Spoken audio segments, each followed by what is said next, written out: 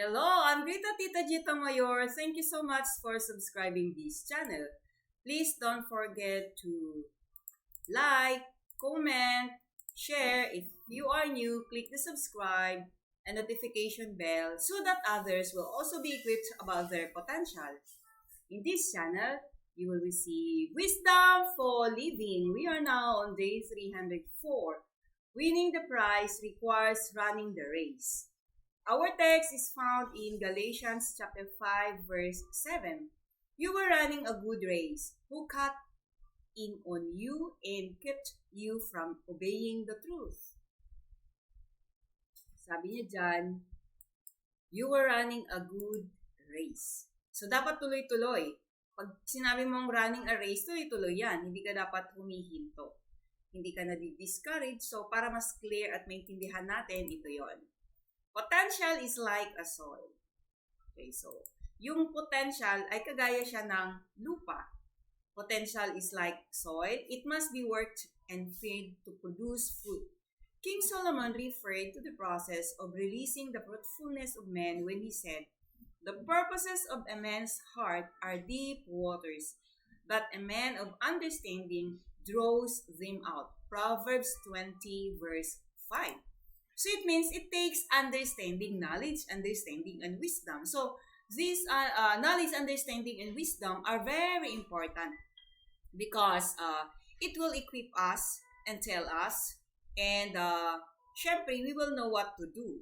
That's why it's very important to have knowledge, understanding, and wisdom because it will only be draws out. May lalabas mo lang pag may knowledge ka dyan, naintindihan mo paano siya gamitin.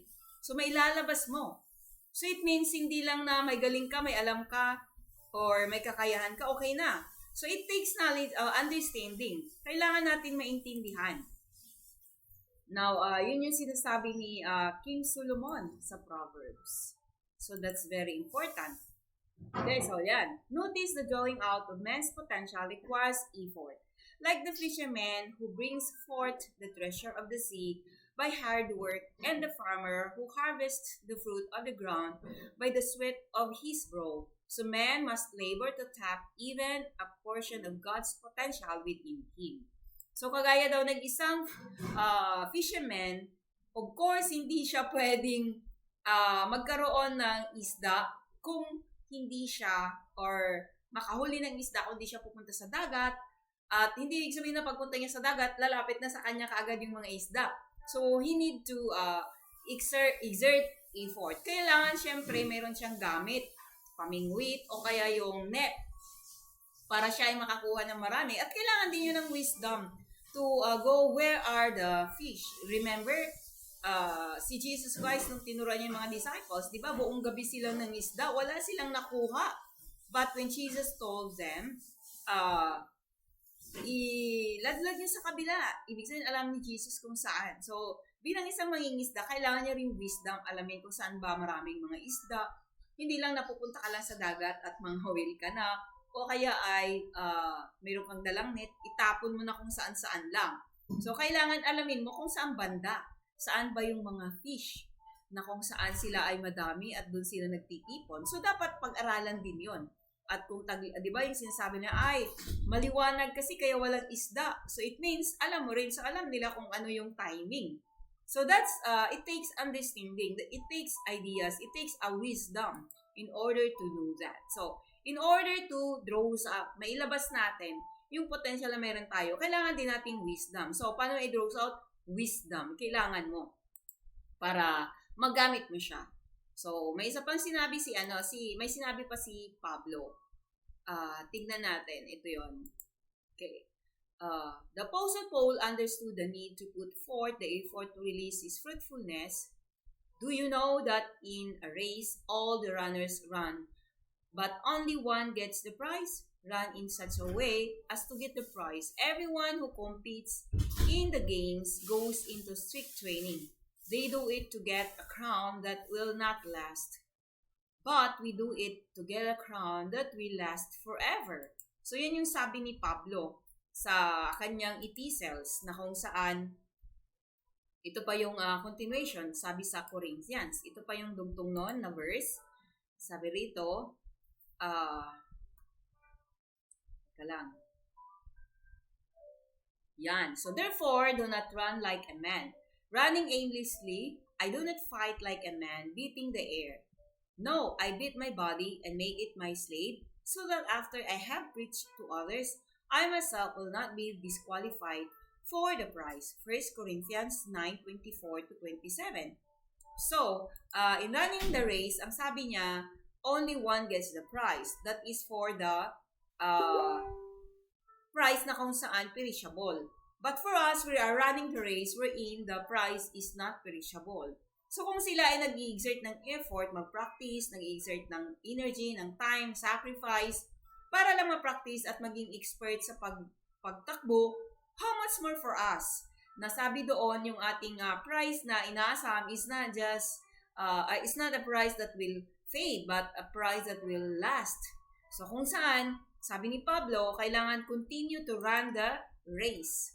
Sabi pa nga sa iba continue to run the race with perseverance. Kailangan na sa pagtakbo mo ay maging tuloy-tuloy. Kailangan ay may perseverance. Kaya sabi niya, kailangan yung katawan ko ay sumunod.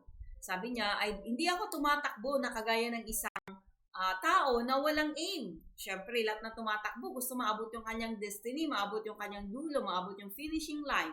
So all of us, when we are developing our potential or our gift, we need to have a goal, to have the aim, to become expert para magawa natin yung ating mission. So everyone, sabi ni Pablo, ay mas maganda na ikaw ay tumatakbo because of your aim. Nobody will practice, nobody will exert effort, nobody will take time and sacrifice na wala namang aim. Lahat naman may aim. So you do not run without aim. We run with aim. We do not run aimlessly, sabi ni Pablo. Hindi tayo tumatakbo na parang naghahabol ng hangin, but we have the aim. So that's why we continue to run the race. But we need to have understanding. We need understanding and wisdom. So understanding and wisdom are the keys to the success of man's mission. His race to maximize everything God given him begins with knowing what God requires of him and how He expects him to reach the finish line.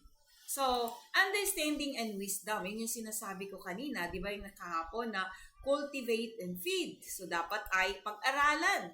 So, kaya kailangan pag-aralan para maintindihan. At ito yung susi ng success.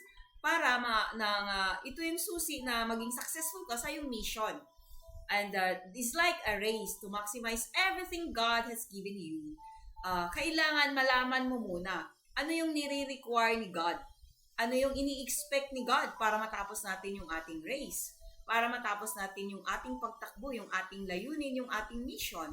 So ano bang nire-require ni God? So it takes time to study. We need to study, we need to know, we need to understand what God wants us to do in order to fulfill our mission. So dapat alamin natin. That's why we have Bible study, we have the Bible, we have Sunday service, at kagaya nito, you are listening, so you are being equipped, at ikaw ay natututo, you are listening, you will receive understanding. And the Holy Spirit will give you revelation as you listen. So napakahalaga yung pag-aaral para magkaroon tayo ng ideas, may equip tayo, maintindihan natin, at may apply natin. At yun yung tinatawag na wisdom. Of course, whatever we have learned here, we must apply. So ang susi para mailabas natin yung ating potential at maging successful sa ating takbuhin, sa ating mission. Para maging successful tayo sa ating mission, kailangan ay pag-aralan natin, we need understanding. We need wisdom. So those are the keys. Iyan ang susi, understanding and wisdom para ma-maximize natin yung potential na binigay sa atin ni God at matupad natin yung ating mission. So, may mga principle na dapat nating tandaan kahapon, yung time mo, you cultivate and feed. Ibig sabihin pag-aralan. So, this is the continuation na kung saan you feed your potential pag-aralan. So, the primary principle in cultivating one's life for maximum living is to destroy ignorance by the pursuit of knowledge, wisdom, and understanding. So, para daw ma-maximum natin yung ating buhay, yung potential natin, at ma-enjoy natin, kailangan natin i-pursue ang knowledge, understanding, and wisdom. That's the antidote of ignorance. So, remember, a lot of people are living in ignorance because once your relationship with God ay hindi naputol, di ba yung kay Adam and Eve, nung una, yung ideas ni God na pag-aralan din natin, ideas, yung plans, yung desires, yung desires ni God, yung plans ni God, yung gusto ni God para kay Adam and Eve, ay nagfo-flow sa kanila because they are connected. But the time na nag-declare ng independence si Adam and Eve, naputol yung connection na yon. So, hindi na nagfo-flow sa kanila yung understanding about themselves. Hindi na nagfo-flow sa kanila yung ideas about who they are. So, they need the Holy Spirit. We need to be connected to our source, to our Father, the source of everything about who we are. So, kailangan malaman natin na equip. So, nung time na naputol yung relationship ni Adam and Eve, they live under ignorance. Kaya, kailangan sa atin, so tayo lahat ng kanyang mga naging descendants, we are also living in ignorance. That's why we need to be equipped. So, para ma-equip tayo, magkaroon tayo ng knowledge, understanding, and wisdom, kailangan nating makinig, maglaan ng panahon. Because that's the key to cultivate our potential and live to its maximum at mabot natin yung ating mission, ma-fulfill natin. So, para daw ma-destroy yung ignorance, kaignorantihan natin, ay kailangan matuto tayo. We need knowledge, understanding, and wisdom. So, to cure our ignorance, para tayo ay hindi maging ignorante, kaya sabi nga, maraming nalilin lang because of their ignorance, because Satan can only control you in the field of your ignorance. So, kaya kailangan di tayo ignorante, meron tayong knowledge, understanding, and wisdom. So, napakahalaga na alam natin yon. Kung sino tayo, ano meron tayo, at saan nanggaling yung ating potential. We know that God is the source, so it means we have the potential that is a God plus, but we need to cultivate that. We need to feed, we need to understand how does it work. We need to know, alamin natin kung anong gusto ni God para mailabas natin, ma-develop natin, at ma-fulfill natin yung ating mission. Ito yung aking tanong. What is the key to maximize your God-given potential in order to fulfill your mission? So, ano yung susi para ma-maximize natin? So, if you have ideas from what understanding, kung ano yung aking in-share sa inyo, just leave a comment below. So, that's all for this video. Thanks for watching. God bless.